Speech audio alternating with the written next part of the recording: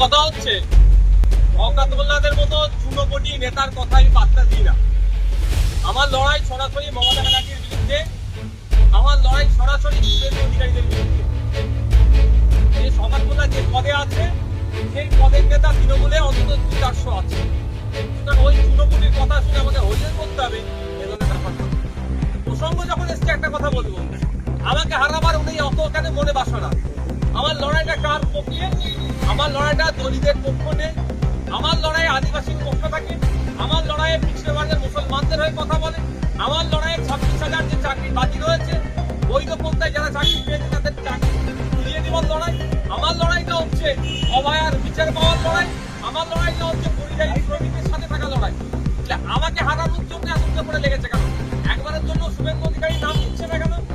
শুভেন্দু অধিকারী রাত দিন হিন্দু মুসলমানের মধ্যে বিভেদ তৈরি হয়ে যাবে এ কথা বলে বেড়াচ্ছে, তাকে হারাবার চিন্তা ভাবনা নিচ্ছে না কেন বা বলছে না কেন? তারপরেও বলছি কে হারবে কে জিতবে সময় কথা বলবে। 2026 সালের পরে তৃণমূল দলটা থাকবে নাকি সেটা এখন দেখার বিষয়।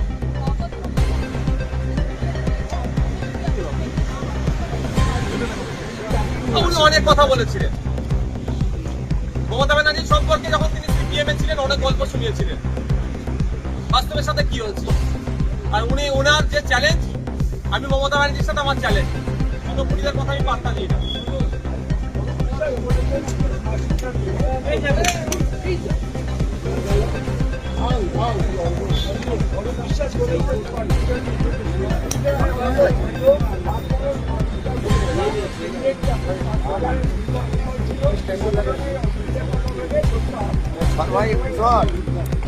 পাবলিকের চাপে, পাবলিকের প্রেসারে পড়ে অর্ডারটাকে প্রত্যাহার করছে। কেন্দ্র সরকারের বিভিন্ন প্রজেক্টের কথা বললেও যে সেন্ট্রাল গভর্নমেন্টের যে ঔষধের যে মেডিকেল শপের যে ফ্যাসিলিটিস দিচ্ছে আমাদের ওয়েস্ট বেঙ্গলে ইমপ্লিমেন্ট হতে দিচ্ছে না। যেমন 700 কার্ড আমাদের রাজ্যে আছে, সেন্ট্রাল গভর্নমেন্টেরও তাদের আয়ুষ্মান ভারত আছে, আমাদের রাজ্যে ইমপ্লিমেন্ট হতে দিচ্ছে না এই কার্ড। আর উনি আবার বলছেন কেন্দ্রের চাপে নাকি স্মার্ট মিটার। কোনো মতেই আমাদের রাজ্যে স্মার্ট মিটার আমরা বসতে দেব না। পাবলিক রাস্তায় নেমেছে, প্রতিবাদ করেছে, ভয় পেয়েছে, ওই জন্য হয়তো সাময়িকের জন্য তিনি বন্ধ রেখেছেন। কোনো মতেই আমরা আমাদের রাজ্যটা বসতে দেব না, গরিব মানুষকে শোষণ করতে দেব না।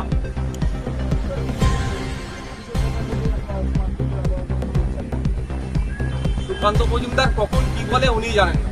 কদিন আগে উনি বলছিলেন কেষ্টর আর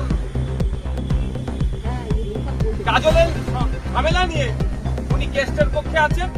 আবার 2-4 দিন আগে উনার প্রেস করে শুনলাম উনি কেস্টের বিপক্ষে কথা বলছেন। সুকান্ত বাবু কখন কি বলেন উনি ঠিকঠাক জানেন না, ওনার কথা উত্তর দিয়ে বললেন।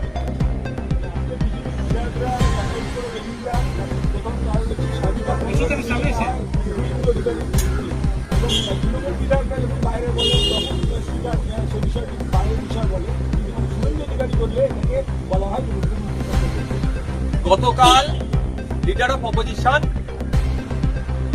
আমাদের সেনাদের বীরত্ব নিয়ে যে রেজুলেশন এসেছে বলতে বলতে 4 জন বিধায়কের কথা উল্লেখ করছিলেন। সেই সময় স্পিকার স্যার বললেন বাইরে কে কি বলছে সেই বিষয় ভিতরে অত আলোচনা সম্ভব হবে না, এই ধরনের অনেকটা মন্তব্য করেছে। আজকে যখন লিডার অফ অপোজিশনের বিরুদ্ধে স্বাধিকার ভঙ্গে নোটিশ এসেছে, সেই সময় অপোজিশন চিফ হুইপ এই বিষয়টাকে আবার বলেন তিনি যে এইটা তো আমাদের উনি ওনার পক্ষ থেকে বলছেন তাদের নেতা যখন নেতা বাইরে বলেছে তাহলে এখানে চর্চা হবে কেন, এই নিয়ে একটা আলোচনা তর্ক বিতর্ক হচ্ছিল, অনেক চিন্তা চাচামেচি হচ্ছিল। স্পিকার স্যার কি বলছিলেন বা শঙ্করবাবু কি বলছিলেন সেটা আর শোনা যায়।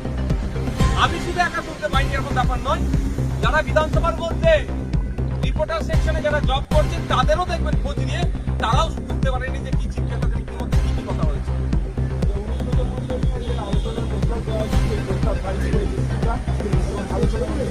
আমার ব্যক্তিগত মতামত জিজ্ঞাসা করেন তাহলে বলবো আলোচনা হওয়া দরকার। পুলিশ আমাদের সামাজিক বন্ধু, পুলিশের ফ্যামিলি তুলে, স্ত্রী তুলে, মা তুলে যেভাবে কর্যত ভাষায় আক্রমণ করেছে, অনুব্রত মণ্ডলে এতক্ষণ জেলে থাকা দরকার। যে অনুব্রত মণ্ডল যে প্রাণী তিহার জেলের ভাত খেয়ে নিজেকে শুকাতে পারলো না, তাকে বাইরে থাকা অনুচিত, তাকে ধরে জেলের মধ্যে রাখা দরকার। চর্চা হওয়া দরকার। দুর্ভাগ্য আমাদের ওটা নিয়ে কোনো চর্চা হচ্ছে না। ওটা নিয়ে চর্চা হলে ভালো হতো, আমরা আলোচনা রাখতে পারতাম। উল্টে আমরা কি দেখলাম, যে পুলিশ কর্তা গাল খেলেন, তার মাকে তার স্ত্রীকে কর্কট ভাষায় আক্রমণ করলেন, সেই পুলিশ কর্তাকে এক প্রকার শাস্তি দেওয়া হচ্ছে, তাকে জব্দ করা হচ্ছে। যেদিন প্রথম এই কল রেকর্ডটা ভাইরাল হয়েছে, আমি আমার সহপাঠীদেরকে এটা বলেছিলাম, আমার মাথায় এসেছিল যে মমতা ব্যানার্জি অনুব্রত মণ্ডলকে বলেছিল বীরের আখ্যা দিয়ে তাকে জেল থেকে যখন মুক্তি হবে তাকে নিয়ে আসবো, সেই অনুব্রত মণ্ডলের কল রেকর্ড ভাইরাল করেছে, সাহস কত এ নাকি সেটা কথা বলবে না, আর সেটা হয়ে যাচ্ছে। তবে একটা কথা বলবো মিডিয়ার মাধ্যমে পুলিশ কর্তাদের কাছে, যে এটা কিন্তু আপনাদেরই পাপের ফল ভোগ করতে হচ্ছে। আজকে একজন সিদ্ধারা ছোড়া রেখেছিল বলে তারপরে প্রবাসটা সমস্ত পুলিশ কর্তারা যদি পুলিশের পার্সনরা যদি সিদ্ধারা সোজা রাখে, কজনের উপরে কম না হবে, এটা মাথায় রাখা দরকার। নিরপেক্ষতা বজায় রেখে কাজ করুন।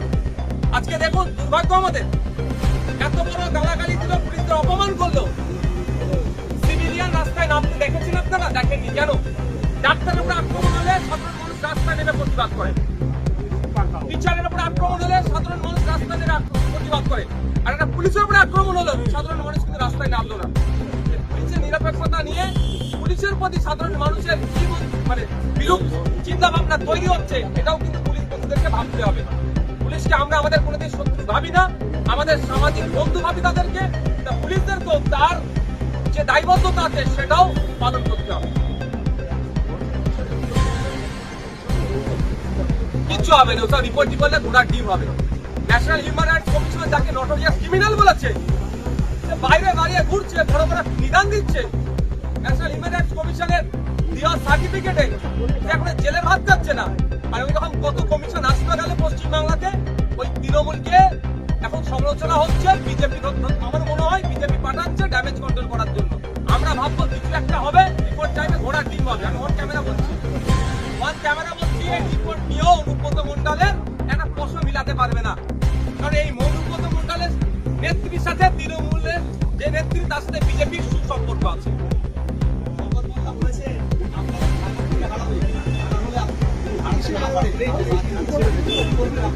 2026 সালের পরে এমনি রাজনীতিও থাকবে না, এমনি তো রাজনীতি থাকতে হবে, পেঁয়াজ জেলায় ভাত খেতে হবে। দেখো